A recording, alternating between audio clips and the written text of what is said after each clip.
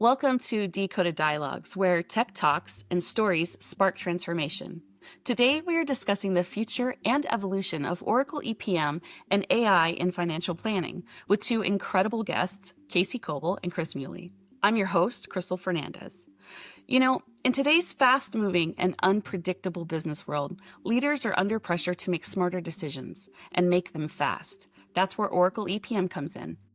It's not just a tool, it's becoming a strategic engine for automation, scalability, and insight across global organizations. In this episode, we're going to dig into how it's being used in the real world, what challenges companies face when adopting it, and the innovations that are shaping the future of enterprise performance. And of course, we can't talk about the future without talking about AI. It's quickly becoming a core part of financial planning and performance management. So, we're going to get into the real-world impact, the ethical side of AI, and how to build trust in AI-driven forecasts, and what the next 3 to 5 years might look like as these technologies come together. So, if you're wondering, how does this apply to my organization? Stay tuned. We're about to break it down with practical takeaways you can use. Hi, Kaci. Hi, Chris. Thank you so much for joining me today. Tell me a little bit about your background. How did you get into Oracle and how did you get here? So thank you so much for having us. Again, my name is Kaci Coble and I lead our EPM sales organization here at Oracle. I actually started in this space with a partner, focused on implementations, post-implementation support, change management, those types of services, and then eventually made the move over to Oracle directly to then represent the software side versus the services side. So I was here during the Hyperion days, which is an important part of our history and our legacy here in the space. Left Oracle some years ago and went and spent time with two other vendors in the EPM and EPM adjacent space. And then recently came back about 2.5 years ago to lead this organization across North America. And I probably wouldn't have come back and wouldn't be nearly as successful in this organization had it not been for my beloved partner, Chris Muley, running our pre-sales organization. So, Chris, I'll turn it over to you and your barking dog in the background. Thanks, Kaci. Yeah, really, she has to be part of this podcast. She's got a voice as well as I do. But name is Chris Muley. I've been with Oracle.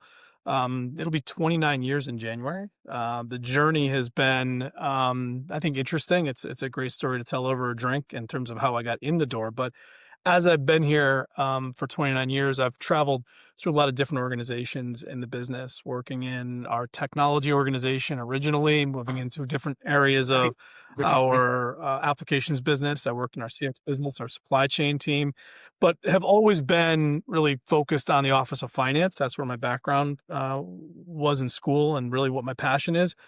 For the last 20, I've been leading teams here at Oracle around EPM and the Hyperion business. I run North America, as Kaci said, for pre-sales. I've loved the path I've taken, and I love the amount of time I get to spend with customers, kind of working through problems and the challenges they're trying to clean up as they automate and try to improve their efficiencies and how they operate their businesses. You both have fantastic backgrounds. Thank you again for joining me today. So let's like kind of jump into this, right? So let's talk about strategic impact, right? How is Oracle EPM transforming enterprise decision making in today's volatile business environment? Yeah, I'll dive right in. Thank you. I think our customers and prospective clients have been coming to us for years saying, we want to be this strategic engine, not just this reporting function. And they've got these wonderful goals. If we want to do all of this, these rolling forecasts and all this driver-based planning, and, we want to expedite the close process to get those actuals more quickly so that we can then turn that into actionable plans. But I think the reality has been there are only so many hours in the day. There's only so much that people can do. There's so much data that organizations are creating and need to try to consolidate and make sense of to then analyze and report and go make decisions and take action. And so I think the exciting thing about A, what AI is bringing into the business, but B, what Oracle is helping our customers with by being a strategic partner that owns the full stack, that has the computing power. I think we're actually now able to help our customers with the business process and functions, but then use AI to bring that automation to allow them to scale and give them more time to do those strategic activities instead of having to slog through the mundane. I really think of artificial intelligence as kind of automation intelligence. Where can you automate? Where can you scale? Where can you let the machines do what the machines can do, and then allow your people to apply their kind of critical thinking on top of that. So, Chris, what are your thoughts? Yeah, I think you kind of started hitting on one of my key points, which is the ability to break down barriers. I think if you look at historically the different structures inside of finance, controllership, tax, treasury, finance, FP&A, one of the things that most businesses struggle with is managing the data through those different functions to get to the key decisions and making sure you can mitigate what's good for one being good for the other. And the operation of, in silos sometimes creates a natural conflict amongst them. But I think what's interesting and a great opportunity moving forward is we're seeing customers start to standardize on a common platform. So people are seeing data move through the entirety of the finance function as opposed to simply their individual function or silo. And I think that's where you're able to make better, more strategic decisions for the business as opposed to a specific function within the business. Could you share an impactful use case maybe that you've seen before with Oracle EPM and financial planning analysis? Any of that? Yeah, I'll start off here. I have a favorite. I mean, I have a lot of favorites because our customers are doing a lot of really Sure. interesting things with the software, which is one of the most fun parts of the job is seeing how this technology that we position ends up deploying. So I'll give you one. There's a customer we have. I'll leave the names out, but they deployed to over 2,000 users globally to the individual kitchens in which they operate. They operate concession stands. They operate cafeterias. So when you go to a hospital or you go to your favorite sports venue or you go to your favorite theme park, they are probably operating the kitchen that's serving you the different fried goodies that come out of those different places. And they were able to drive our application all the way down to the kitchen so that people could enter in their budgets for the week.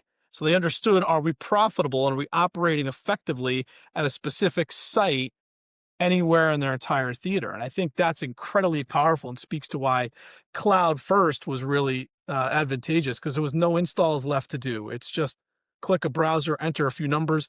It calculates the whole P&L for them, and they're able to operate efficiently and then get back to doing their job, which is operating a kitchen as Right. opposed to a budget or a forecast. So for me, that was one of our best cases because of the scale of the deployment and the outcome, the really valuable outcome at such a micro level in the organization, I think was really fun to see go live. That is a Casey, what do you got? great example. Yeah, I was looking at some data this morning, and 67% of CFOs say that their organizations are using scenario planning to manage volatility. I think what that statistic doesn't say is how many man hours and woman hours are going into building those scenario plans, because they're generally extremely manual. And then as soon as the team works so hard, nights and weekends, to put together all the scenarios, they take them to the CFO, and then the CFO says, okay, can you change like these two things and let me know what that would be? But those two things, again, take so much Mm. time and labor.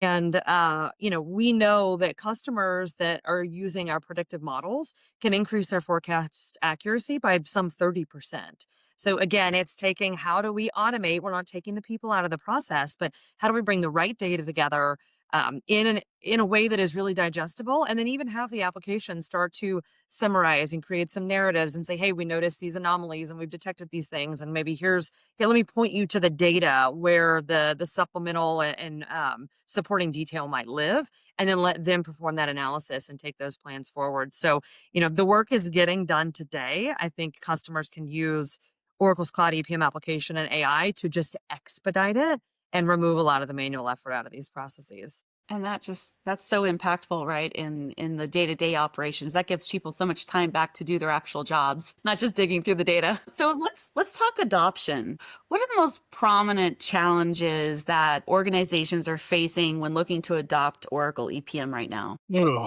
I think, yeah, for me, I think we still see a lot of the classic obstacles, which is like change management. Just the classic "who moved my cheese." People are very accustomed to how they do things, and when you introduce a new way to do it, it disrupts their day job and disrupts their routine. And so I think one of the biggest obstacles to successful projects and successful deployments is people accepting that things will change. And the whole hope is that they change for the positive, even if they're not what we're used to, ideally.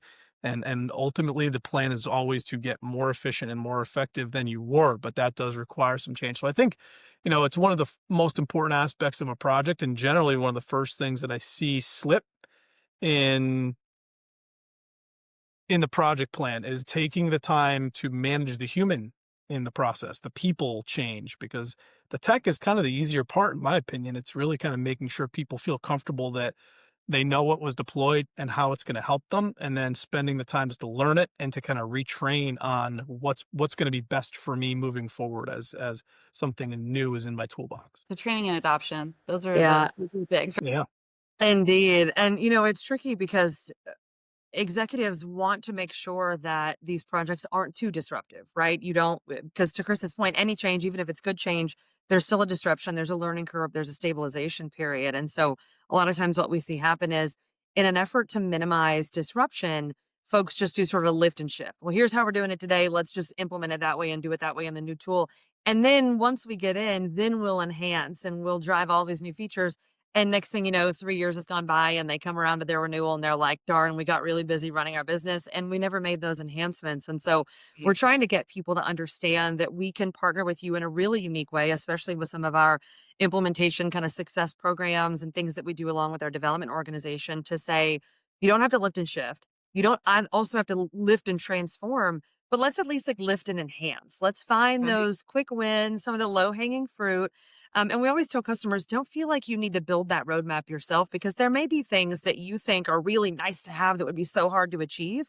But with the technology today, that may be something really easy that we could turn on for you in a matter of weeks. Right. Whereas some of the things that you might think are simple may take a lot more configuration. So we really like to partner with our customers to say, give us the absolute ideal future state, and then we're going to help you understand the level of effort and the return on those investments and start small. You got to get quick wins. You got to get people comfortable with it. And I think I see a lot of organizations starting to adopt AI in less critical functions to sort of dip their toe in the water. And I think that's great because when it comes to how critical finance and accounting are, I think organizations having some experience with AI, maybe in the HCM space or somewhere else, Yeah. gets them a little bit more comfortable bringing it into finance and accounting. Yeah, I tend to agree with that. I've seen that myself in our business and day-to-day operations as well. I love use cases. So can you maybe share a couple examples or a good example, right, of Oracle EPM scale across global operations and multi-entity organizations? That's hard. It's a hard one, I know. Well, Chris, I may let you take this one because I'm trying to run through my head of if I can name anyone publicly or if we just need to speak Even about if you can, you can speak directionally. anonymously about them, but I'd love to just to hear how that's how that's worked. Yeah, I think Chris, there's another multi-thousand seat project where a hotel operator, right? We'll leave the Yeah, names out, it's sure. a handful, but another, it's a global operation, and being able to capture all the metrics in terms of how many open rooms they have, right? How many guests they're going to be serving at the property level, right, was rolled up hotel by hotel. And you don't really necessarily consider that single driver of how many people are checked in for the night, what kind of impact that has on services. But if you think about it as a guest, even they have to consider all of their staffing decisions based off how many people are in the occupancy rate of the hotel. So if I know my occupancy is 50%, that has a massive impact on what I do in my bars and my restaurants in the Absolutely. property. If I buy too much food and I have to throw it away, that's sunk cost and disappears from my P&L. So the better you can control your planning function in terms of your occupancy rate in an individual property, the better I can then start forecasting out, well, how much food do we need for this week, next week, the following week, so that we're not throwing anything away. We're reducing waste and therefore driving better profitability. So that was one of the better stories I saw, and that was a global deployment. And again, it wasn't one size fits all, meaning one app for every single brand and every single continent. They provided flexibility in the architecture, which I think is really important in terms of how we deploy and deliver, is that we provide a platform that fits your needs. It doesn't dictate how it should be deployed. It gives you the flexibility to choose, and a platform that can share. So if I'm running 4 separate, global theaters, you can run those independently if you'd like, and then aggregate them up to get, top side results. So, those are the kinds of global projects we see an awful lot. I think that's one thing that we see at Oracle is we see a lot of the really big and the really complex, and those are Yeah. some of the most fun because they do drive, great benefit, great value at the end of the day when we going to look at value realization and outcomes from a deployment like That's a that. great example, Chris. Thank you. And Kaci, do you want to add to that? Yeah, well, when I think about, I'm thinking about rental car company customers, airline customers, Sure. distribution, global manufacturing, so many of these big customers are coming to mind. And I think about when we were first engaging with them, they talk about, yes, we've got to close the books, we've got to build a plan, but we want to get to profitability. We want to get to really detailed levels of profitability. And in order to do that, you generally need to bring together a lot of data from a lot of different places. And so I think that sort of master data management, the data quality management, understanding SKUs and customers and locations and all of those things. I think that's a really interesting element that Oracle brings to our EPM customers is we're not just a niche standalone EPM vendor. Um, we're bringing to our customers really sophisticated and advanced enterprise data management capabilities that go far beyond just the Oracle EPM applications. And when we think about source systems and operational systems and unifying that data, that's what I mean by, okay, of course you've got to report, you got to close the books, you got to build your budget, you got to, do that variance analysis. But let's talk about that profitability and cost management and cash forecasting and those things that are really going to move the needle. And I believe that with our depth and breadth of capabilities and what we bring to our customers from a technology, infrastructure, cloud compute perspective, really uniquely positioned to help some of the most global and complex organizations do that, but also still not too big to help much smaller organizations accomplish what they need to as well. Now that we've gotten, a baseline of EPM, let's talk about what innovations are on the horizon for Oracle EPM. Are there any features you're particularly excited about for the application? But then also let's dig into the AI piece too, because I'm really interested to hear about what's happening in that space. And I know we have AI World coming up, and so I know we're going to hear some more about it then. But I would love to hear what you're working on right now. I think obviously it's AI everywhere, right? Is the general theme.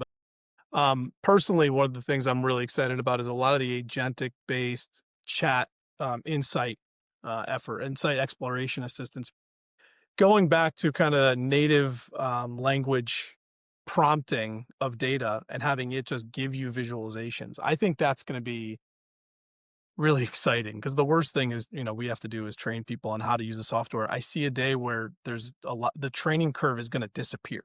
If you can type the question into a chat-based interface, a chat GPT-like interface, and the agents behind the scenes do all the heavy lifting to assemble for you, to query for you, to generate for you, it's going to change the way we consume data. So I'm really excited about some of the insight exploration assistance and some of the agentic AI that we're going to be deploying over the next 6 to 12 months.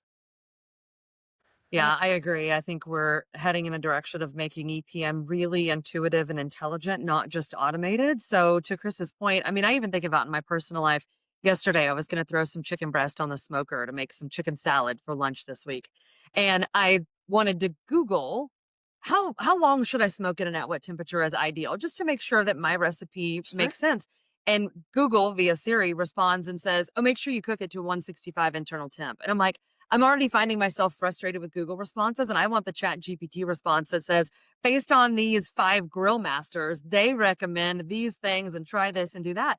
And so the people are going to start expecting that from their EPM applications. They want to ask, hey, why did my margins drop in Q2? And just have the tool tell them that. And so I think, again, I would encourage customers as you're thinking about how to select your EPM partner for the future.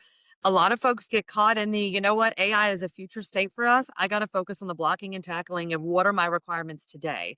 And I always encourage customers, yes, your basic fundamental needs today are very important. And we need to demonstrate to you that we can handle those. But you need to be selecting a vendor that 3 years from now, when you're ready to really start adopting those advanced features, you need to be signing up and deploying with a partner that has all that available today, so that the stability and the enhancement and the pace of innovation is there so that you have it at your fingertips. Because if you get 3 years down the road to your renewal and go, no, the blocking and tackling is great, but this partner, there are a lot of extra costs associated with AI and the compute power and to build the models. And, I didn't realize all this was kind of hidden when I was just focused on show me how you close and consolidate and do currency translations. So you have to think about, don't just buy the house you need as a newlywed. You kind of got to think a little bit about, well, where can we set ourselves up for at least that first kid and that dog and kind of get the starter home to then advance from there. So it's important to buy for what you need today, but also where things are going to be in 3 years, which things are going to be fundamentally different in 6 months and 12 months, much less 3 years from now. Yeah, That that's is a such a classic analogy, that right? yeah, it's such a great point. Yeah. It's one of the things I think we see a lot. I've done a couple of events where even the questions I'm asked now, I'm pushing back on a little with customers because they'll ask, well, tell me all about agentic AI for finance, or tell me all about agentic AI for accounting. And I'll answer very politely and say, no, because that's not what agentic AI is about.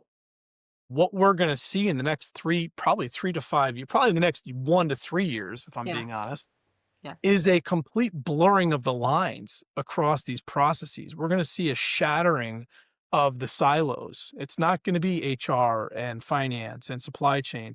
You're going to see chat-based interfaces and agents who don't care where they work. They're not finance agents or HR agents. They're just agents, and they will do whatever work you need them to do in whatever data set, whether that's a supply chain data set, looking at inventory statistics or headcount statistics coming out of HR. It doesn't care where that data comes from. And so when we think about where AI is going, and as a vendor, when you think about where you want to go or who you want to go with, you have to think about those who can serve a much broader function than simply the blocking and tackling that Kaci mentioned, because she's dead on, right? You might get what you had last year or 5 years ago. You might even get what you want right now, but that isn't going to be what you need in 1 to 3 and 5 years. Things are just changing at a pace. Again, 29 years of the business, I've never seen things move this quickly. Never. And I'm that's a I'm with you, reasonably Chris. large.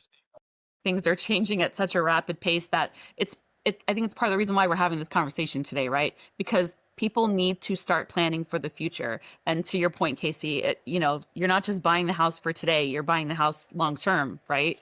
And you want to be able to. Yeah. Otherwise, just go rent, right? But like when Right. you're in these, I mean, these are big decisions because Right. even though we say, and customers know that in this cloud-based world, which is very different than the on-premise days of capitalizing the licenses and deploying, and you're not going anywhere for a long time.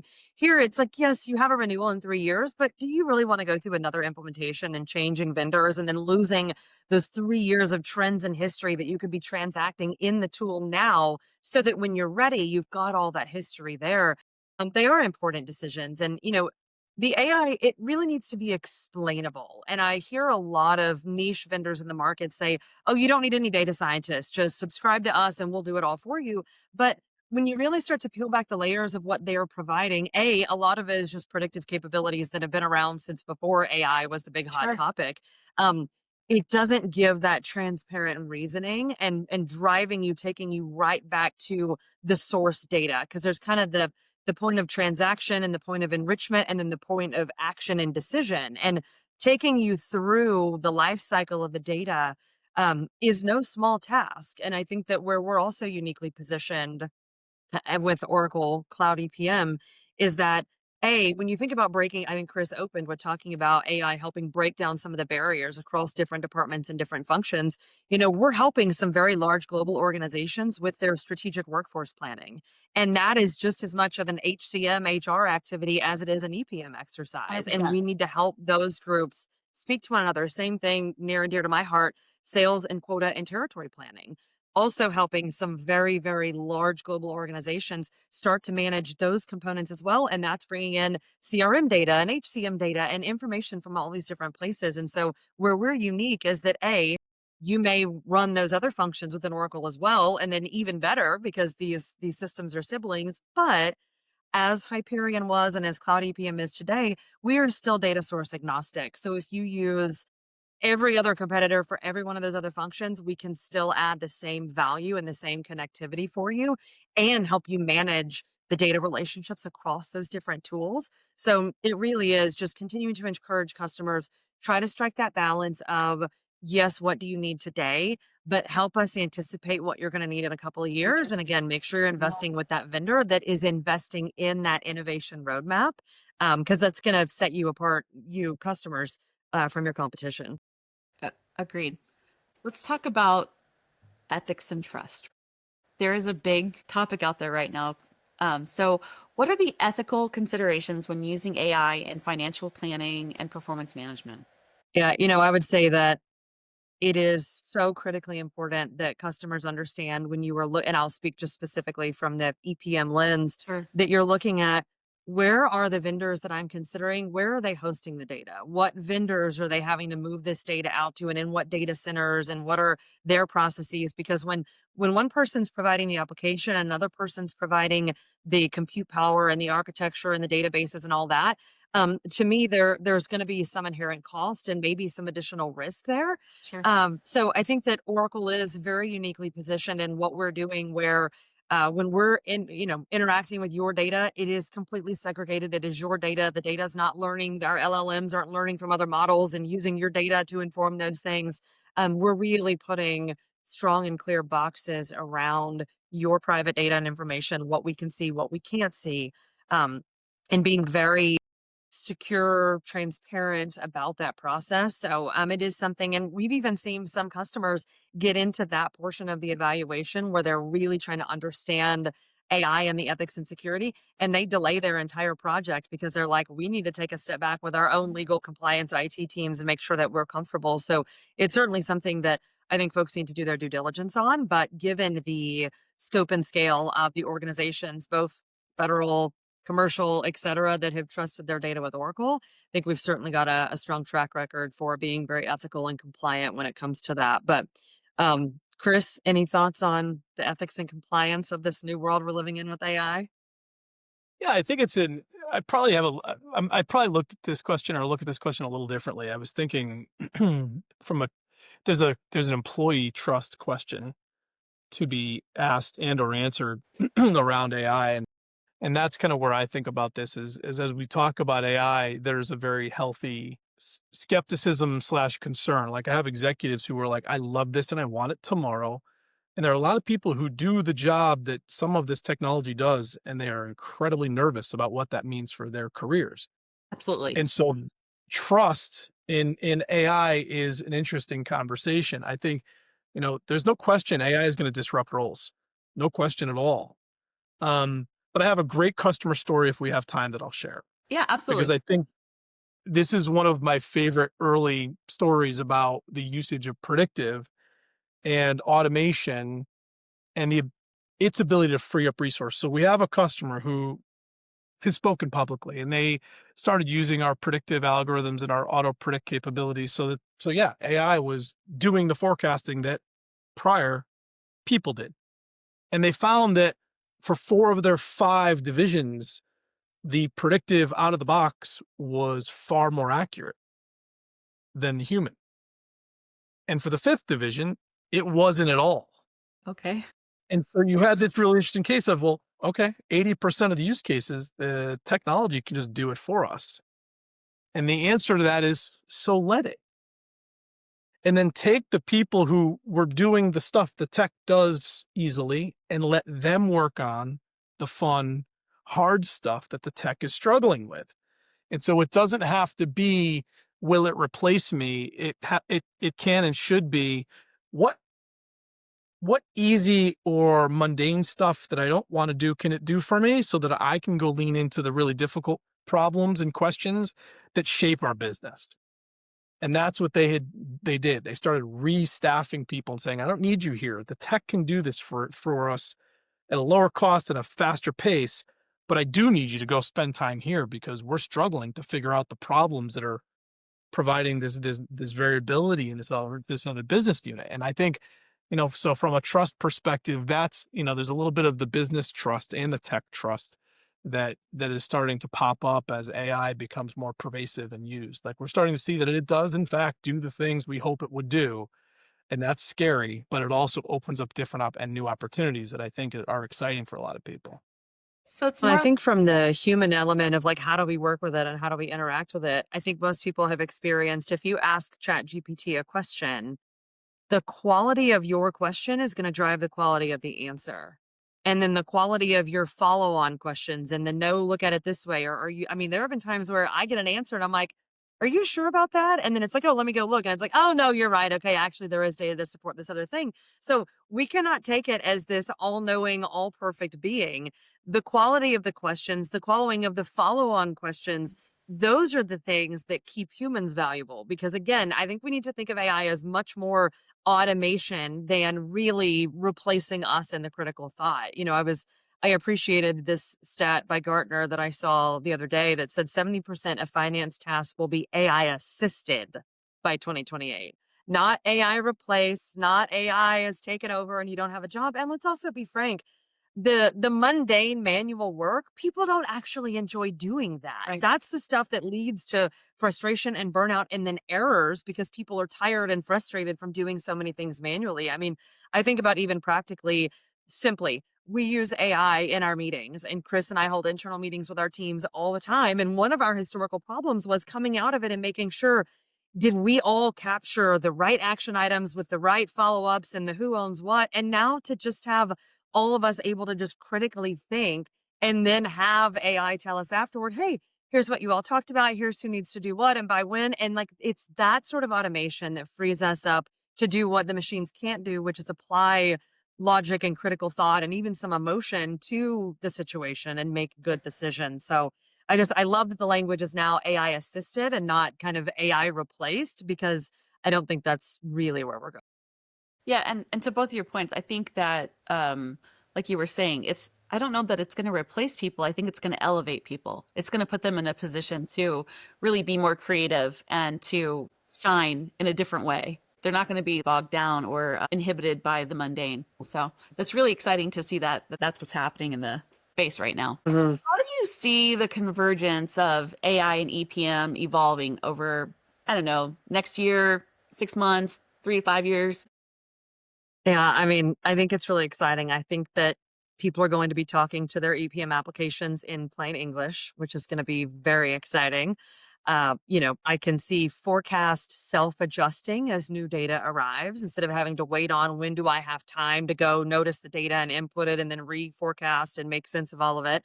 I think the systems are going to provide much more prescriptive guidance. So not just here's what happened, but here's what you could do about it. Here's some options, and then here are the impacts of those options. And overall, I just think finance is really going to become what they've always wanted to be and should be, which is a navigator of the business and not just a scorekeeper. Yeah, I think that last point is critical, right? And Crystal, you talked about it a little bit, which is if you look at so many finance organizations, there's still an enormous amount of mundane, boring, painful work none of Mhm. them want to do anyway. Chasing spreadsheets, chasing data files, validating that the data is actually accurate. I think that AI is going to really clean a lot of that up and give us a lot more speed in the machine. It's going to allow us to go faster. And I think it's going to allow those finance professionals and operational professionals, all of us actually, to be a lot more consultative, to focus on solving business problems and not trying to chase down, okay, is this system up and running? Where does the data live? We're going to be able to actually use these systems to inform next steps. And a concept we've been talking about internally is an evolution towards exception-based finance. I could even broaden it to exception-based operations. We're not going to go chasing exceptions anymore. Exceptions are going to be served up and remediated at a pace that we've never seen before. And that's really, really exciting because nobody enjoys going through 700 rows in a spreadsheet to identify the one problem child. They just want the one problem child handed to them so they can go fix it. And that's where we see our entire, EPM and ERP and supply chain platform goals, handing you the exceptions so you can get to the work of fixing it and addressing it. So I think that's really an exciting kind of next step for where we're heading in the space. If you're listening and thinking, how does this apply to my organization? Kaci and Chris, I'm going to ask you, can you give me like your top 3 to 5 takeaways of what organizations should be considering right now if they're thinking about either implementing EPM with AI, or if they're already EPM, Oracle EPM clients, and they're looking to implement AI or add that into their organization or their business structure. Can you kind of give me what your takeaways would be for them to really consider and think about? Yeah, Chris, you want to start? Yeah, you just use the word start. Start. I, Right. I mean, that is takeaway number one, start. It is the one thing we talked about, the pace of change. I'm a big believer that everything is changing, but nothing has changed because change is constant, right? So this is just the next wave. I really do believe this is just the next wave of evolution, technology-driven evolution. We're not, as much as it's disruptive and scary, we're early in the Gartner hype cycle of all of this. At some point, this is just going to become the normal. But the longer you wait on this one, the further behind you're going to be. And just like I likened this in a recent meeting to the .com era. Mm-hmm. If you waited to have an online presence, you probably don't exist anymore. And I really believe that this is the next seminal event. If you wait too long, you're not going to exist as you do today, because there are people who are embracing this, changing the way they operate and disrupting at a pace and scale that we may never see again, at least not for another 100 or 2 years. Right. It's our industrial age for sure. It is. It absolutely Yeah. is. Yeah. Yeah. Yeah, and I think on that part, it's like start small and then scale smart. So lean into AI pilots and don't feel like you as the customer need to make all these decisions for yourself. Work with trusted partners like Oracle to say, hey, here's where I'd like to see it. Here's where I would like to hold off. Here's kind of what we're thinking. Here's where I think that we have the data to feed these models and have something meaningful come out, because connected data equals better decisions. And so working with, again, trusted partners that can help you make sense of, we don't need to bring all of this data into the EPM application or replicate all these transactions. We've got mechanisms to just read, look at, analyze, and then summarize for you and still add a tremendous amount of value. So I think it's connected data, getting your data in order, but don't let that paralyze you, because a lot of for me, the personal equivalent of getting my data in order would be like cleaning all of the closets and drawers in my house. It sounds terrible. Therefore, I'm just not even going to start, and I'm going to wait until I have to move or there's some big compelling event. And then it's terrible, because if I would have cleaned it all out before I started the move, it would be much more manageable. And so it's kind of that notion of working internally to don't let it prevent you from getting started, but good data makes for good decisions, and we want to help you collect data from really interesting data sources across the organization to have a more complete picture of your reality, to then have AI start to make some sense of those things. Um, you know, trust and transparency matter, and they're important. So do that due diligence with your vendors to understand, where's the data going to go, where's it going to live, what am I going to see, who's going to see what. Make sure that all that is manageable. But I would really encourage not to scare leaders, but because a lot of organizations are trying to put really hard guardrails up around asking their employees not to use Chat GPT and some of the free public chat agents. But a lot of folks are craving that level of automation and support. And so they're putting some some of your organization's data into those types of applications. So the sooner you can bring it into the enterprise applications and keep it within your guardrails, again, to Chris's point, you're going to be ahead of the curve. You're going to be above your competitors. So I think it's good data. It's starting small and scaling the right way. I mean, Chris, we were just talking on Friday about how, to your point, we'll have some customers say, tell me about all the agents and the generative this and the agentic that, and impress me with all the things you're doing with AI. And we're like, well, are you all doing like a rolling forecast today? No, absolutely not. Are you doing any driver based? No, tops down or bottom, whatever. That's it. And so it's like there are ways not to dive into what you're doing currently and get a little bit more advanced, get a little bit more sophisticated with what you're doing now. And that's going to better prepare you to then move into AI, because it feels like a lot of people are like, we're going to just stay here with our rusty bicycle and then we're going to wait and jump into the spaceship in 3 years. And like, let's get you into a nice entry level car, and then let's advance together and slowly. So I think planning out that roadmap is important. That's great information.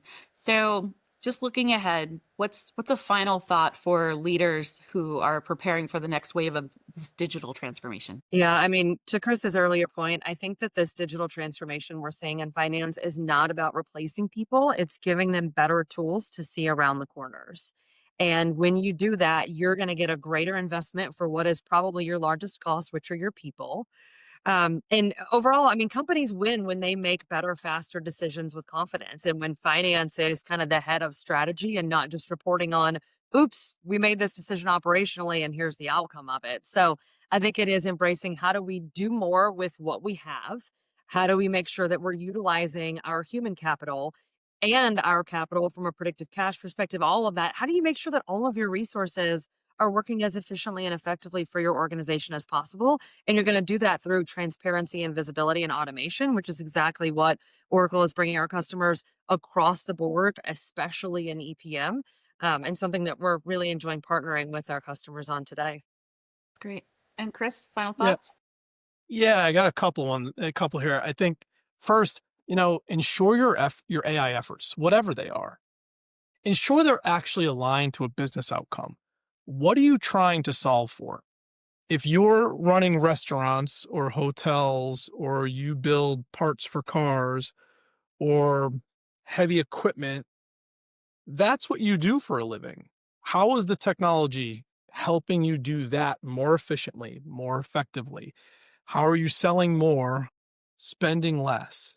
It really does come back down to the basics. And Yeah. so for me, it's it's making sure that when business leaders are thinking about this technology capability, they're thinking about it through the lens of outcomes and results to support my business, not as science projects to test and experiment with. Because ultimately, this really is just a continued technological evolution, not a revolution that will, reshape their specific business. It will support their business, but it doesn't fundamentally change what they're in business to do. And I think that's really, really critical, is keeping that in the center of your thinking. Don't look at AI as a science project because we have to do AI. You're looking at this technology to drive outcomes in your business. And if you keep that at the center, to Casey's earlier point, you can identify where you can get better, faster, cheaper, and take advantage without, getting caught up in some of the trappings of, master data and fixing everything before we start fixing anything. So that's just something I think is really critical. That's absolutely spot on, for sure. As we wrap up today's conversation, one thing is clear. The future of enterprise performance management is intelligent, integrated, and increasingly AI driven. From automation to ethics, from scalability to innovation, Kaci and Chris have given us a powerful lens into what is possible with Oracle EPM and how leaders can prepare for the next wave of digital transformation. Kaci and Chris, thank you so much for being on today and helping us shape what's next. I appreciate both of you. Well, thanks for your time, Crystal. This was great. Thank you so much. So, what should you be thinking about as you look ahead? Stay curious, stay agile, and most importantly, stay intentional about how technology supports your strategy. Thanks for tuning in into Decoded Dialogues. Please like and share and subscribe. And until next time, keep decoding the future. Thank you.